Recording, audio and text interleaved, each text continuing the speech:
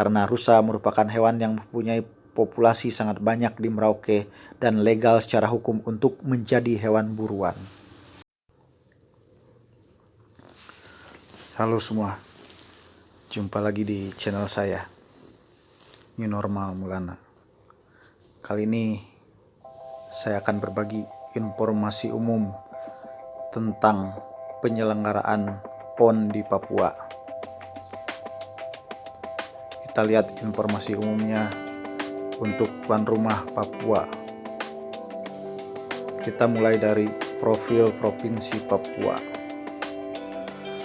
Papua adalah provinsi paling timur di wilayah Indonesia yang terletak di Pulau Nugini bagian barat dan merupakan pulau terbesar kedua di dunia serta berbatasan langsung dengan negara Papua Nugini. Provinsi Papua dulu dikenal dengan nama Irian Barat sejak tahun 1969. Nama Irian Barat kemudian diganti menjadi Irian Jaya pada tahun 1973 oleh Presiden Soeharto pada saat meresmikan tambang tembaga dan emas Freeport.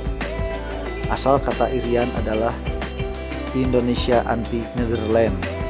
Nama Irian Jaya kemudian diganti menjadi Papua sesuai dengan Undang-Undang Nomor 21 Tahun 2001 Otonomi Khusus Papua dengan wilayah provinsi sebesar 316.553,07 km persegi, menjadikannya sebagai provinsi terluas di Indonesia yang dihuni oleh 3.435.430 jiwa sesuai dengan penghitungan BPS pada tahun 2020. Terdiri dari 255 suku dan 290 bahasa serta terdapat 5 wilayah adat yaitu Mamtad dan Saireri di bagian utara, Lapago dan Mepago di bagian tengah, dan Animha di bagian selatan. Di dalamnya mencakup 28 kabupaten dan 1 kota, 576 distrik, 159 kelurahan, serta 5.549 kampung. Papua terletak di bagian paling timur Indonesia. Waktu yang berlaku di sini adalah WIT, waktu Indonesia Timur, dengan selisih 9 jam dari waktu Greenwich, atau bisa dikatakan waktu di Papua lebih cepat 2 jam daripada waktu Indonesia Barat. Kondisi tersebut menjadikan Provinsi Papua merupakan provinsi yang paling pertama mendapatkan sinar matahari dari seluruh provinsi di wilayah Indonesia. Selanjutnya, profil Kota Jayapura. Kota Jayapura adalah ibu kota Provinsi Papua, merupakan ibu kota provinsi paling timur di Indonesia. Kota ini didirikan oleh Kapten Infanteri FJP Sanche dari Kerajaan Belanda pada tanggal 7 Maret 1910 dengan nama Hollandia. Setelah itu kota ini sempat disebut Kota Baru dan Soekarnopura pada tahun 1964. Sebelum menyandang nama yang sekarang, Jayapura merupakan kota dengan jumlah penduduk terbanyak serta memiliki aktivitas ekonomi tertinggi di Papua. Terletak di timur laut Pulau Papua dan terbagi menjadi beberapa kawasan yaitu pegunungan, kawasan pesisir, dan kawasan perkotaan. Perbedaan keadaan topografi inilah yang membuat kota Jayapura memiliki banyak tempat wisata alam yang beragam, mulai dari pantai hingga perbukitan.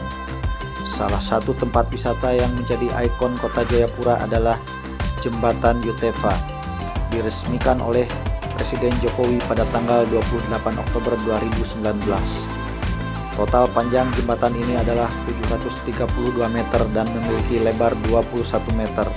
Berdiri di Teluk Yutefa yang menghubungkan kota Jayapura dengan distrik Muara Tami. Keberadaan jembatan ini membantu memperpendek waktu tempuh menuju beberapa arena pertandingan PON di kawasan Koya, distrik Muara Tami. Selanjutnya, profil Kabupaten Jayapura. Kabupaten Jayapura merupakan kabupaten yang berbatasan secara langsung dengan kota Jayapura. Kabupaten Jayapura memiliki pertumbuhan ekonomi dan penduduk paling cepat di Provinsi Papua. Ibu kota kabupaten ini terletak di Sentani, di mana terdapat bandar udara terbesar di Pulau Papua. Bandara ini merupakan salah satu pintu gerbang memasuki Provinsi Papua dan menjadi penghubung utama untuk menuju wilayah pedalaman Papua. Di bandara ini sebelum mendarat atau tinggal landas kita akan disuguhi pemandangan Danau Sentani yang sangat mempesona, di mana akan terlihat kilauan air danau di antara bukit-bukit yang bentuknya seperti punggung dinosaurus serta pulau-pulau yang ada di tengah-tengah danau. Danau Sentani terletak di bawah lereng pegunungan cagar alam Cyclope dengan luas 245.000 hektar, terbentang antara kota Jayapura dan Kabupaten Jayapura. Beberapa objek wisata yang ada di Kabupaten Jayapura antara lain Bukit Teletabis, air terjun, Pegunungan Cyclope, wisata Kampung Yoboy, Danau Empote yang lebih dikenal dengan Danau Lope, Kali Biru, Genyem, Pantai Tablanusu dan Pantai Harlem, Bukit Salib Doyolama, Tugu, MacArthur, serta masih banyak lagi. Di Kabupaten Jayapura, tepatnya Kampung Harapan, dibangun stadion yang termegah dan terindah di Indonesia Timur yang diberi nama Stadion Lukas NMB. Sekitar stadion ini memiliki pemandangan yang menakjubkan dengan latar pegunungan Cyclope di utara dan Danau Sentani di selatan. Dilengkapi dengan ornamen khas Papua serta lampu berwarna-warni yang menambah keindahannya pada malam hari.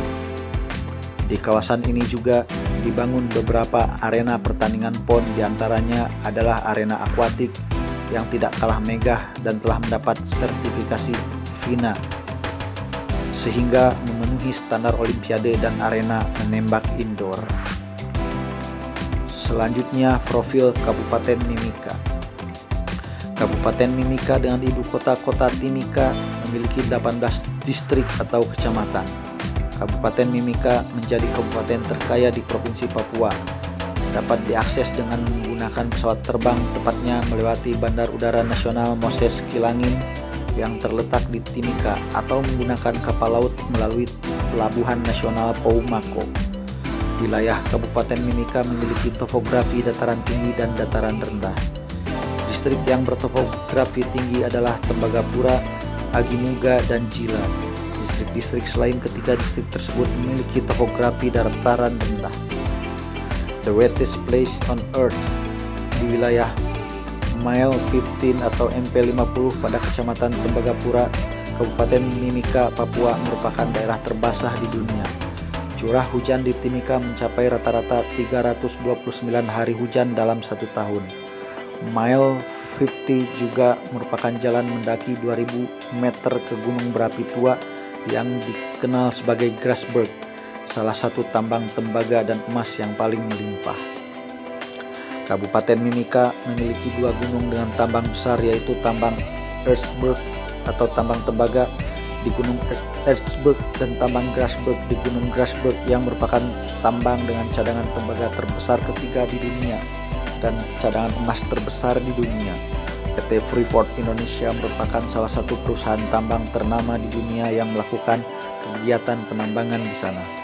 Objek wisata yang dapat dikunjungi di Kabupaten Mimika yaitu Kuala Kencana, Grasberg Mine, Negara Korowai, Kali Iwaka, wisata sejarah Keakwa, Pantai Kampus Biru, kawasan outbound Mapurujaya, wisata Pantai Ipaya, Kali Pindah-Pindah, Taman Nasional Lawrence, dan lain-lain.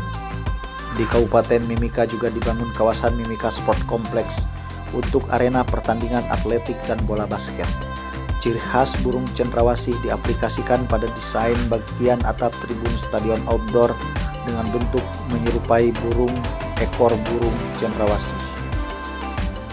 Selanjutnya, informasi umum adalah profil Kabupaten Merauke. Kabupaten Merauke terletak di selatan Provinsi Papua. Kabupaten ini adalah kabupaten terluas sekaligus paling timur di Indonesia. Luas wilayah Kabupaten Merauke adalah 11.749 km persegi atau sekitar 29% dari total luas Papua. Bahkan luas Kabupaten Merauke 70% kali lebih besar daripada luas wilayah negara Singapura. Merauke juga merupakan titik terakhir wilayah Indonesia yang berbatasan langsung dengan negara Papua Nugini, sehingga kondisi alam Merauke memang sedikit berbeda dengan kondisi alam Papua secara umum. Merauke memiliki kondisi alam yang tidak jauh berbeda dengan Australia Utara. Keberadaan kota ini sungguh berarti dan istimewa bagi sejarah perjuangan berdirinya Indonesia hingga menjadi bagian dari sebuah lagu perjuangan yang berjudul Dari Sabang Sampai Merauke. Wisata alam pun juga menjadi pilihan yang menarik untuk didatangi. Salah satu yang terkenal adalah Taman Nasional Wasur. Dalam Taman Nasional ini kita dapat menyaksikan kondisi alam asli Merauke yang merupakan perpaduan wilayah rawa dan padang sapana. Kemudian hewan-hewan khas Merauke seperti rusa dan sejenis kanguru kecil dapat kita temukan di Taman Nasional ini. Juga sarang rayap musamus, sarang semut yang menjulang tinggi hingga 5 meter dan banyak ditemukan di sepanjang perjalanan ke Sota. Kulit buaya menjadi salah satu industri rumah unggulan bagi masyarakat Merauke. Hal ini disebabkan karena populasi buaya yang begitu besar di Merauke. Dalam sisi kuliner pun Merauke terkenal mempunyai makanan yang cukup khas dan unik. Daging rusa akan banyak kita temui di Merauke dan diolah dalam berbagai macam jenis makanan. Karena rusa merupakan hewan yang mempunyai populasi sangat banyak di Merauke dan legal secara hukum untuk menjadi hewan buruan.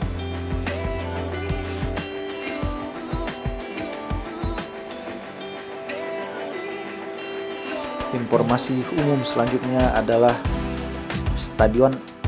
tentang Stadion Lukas NMB. Stadion Lukas NMB adalah simbol kemegahan di bidang olahraga rakyat Papua yang dibangun untuk PON 2020. Stadion ini terbilang sangat megah dan nyaris menyamai stadion utama Gelora Bung Karno Senayan, Jakarta. Stadion ini juga disebut-sebut memiliki kemiripan dengan stadion sepak bola terbesar kedua di dunia, yaitu Salt Lake di India. Stadion Lukas NMB yang kini menjadi ikon Papua telah memenuhi standar FIFA dan bertaraf internasional. Stadion ini juga telah dilengkapi dengan lapangan pendamping untuk menggelar latihan dan menggunakan rumput berjenis Joysa Matrela. Momen PON 2020 ini diyakini akan menjadi tonggak kebangkitan semangat baru bagi rakyat Papua dan tempat lahirnya para juara. Demikianlah informasi umum tentang PON Papua tahun 2021. Terima kasih untuk semua yang telah menyaksikan tayangan ini.